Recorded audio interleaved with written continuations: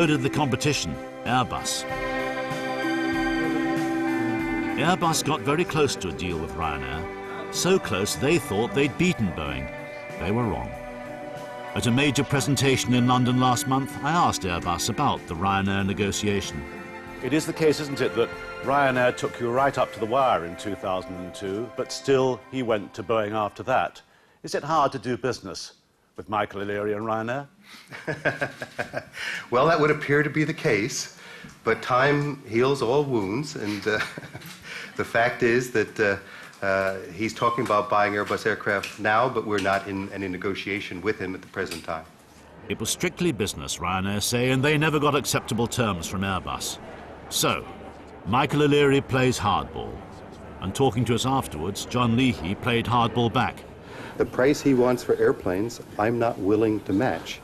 So I don't see that it takes, we actually put an awful lot of effort in that until he comes up with more realistic pricing expectations for Airbus airplanes.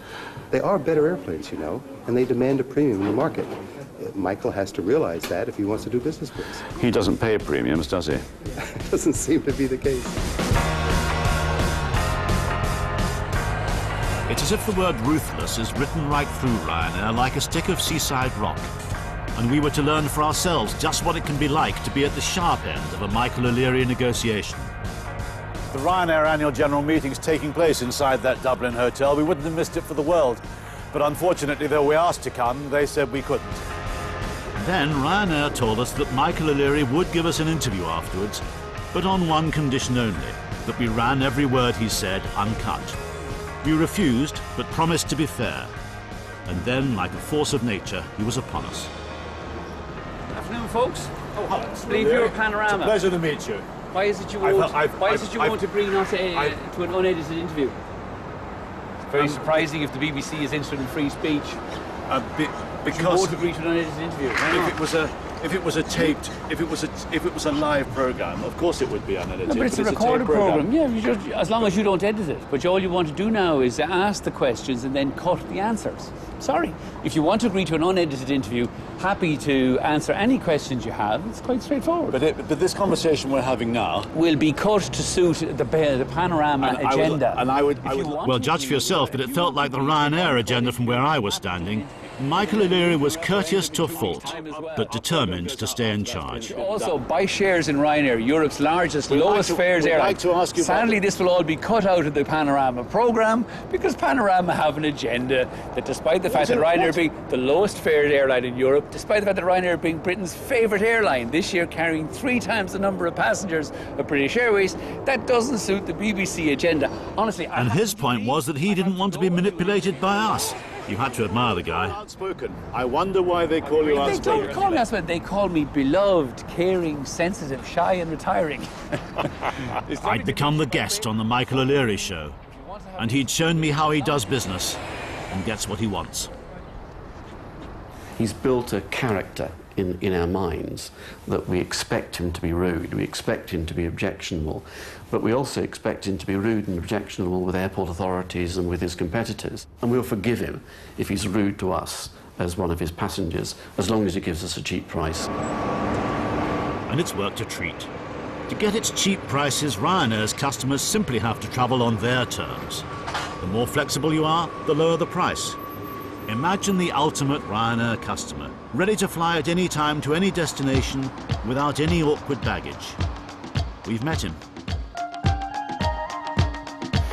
We're going to miss our flight, so we're running.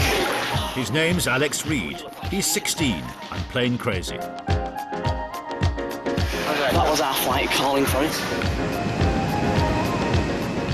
Taking full advantage of Ryanair's special offers, he goes on away days with his mates from his local airport, Leeds Bradford, to Dublin. The most I paid is £5 return, which is £2.50 each way, and usually I pay about 2p, which is the least you can pay for the flight, so it's very cheap. You're not having me on? 2p. Not airport taxes on top? Nope, nothing. No extras? No, we don't check in any bags. I pay with the Visa Electron, because my banks give me a Visa Electron, and if I don't buy any drinks or anything on the plane, it's 2p, so it's all really cheap.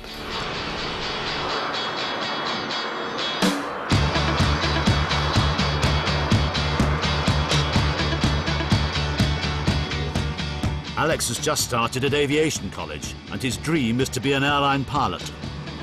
I hardly dare ask you at this point which airline you'd like to fly for.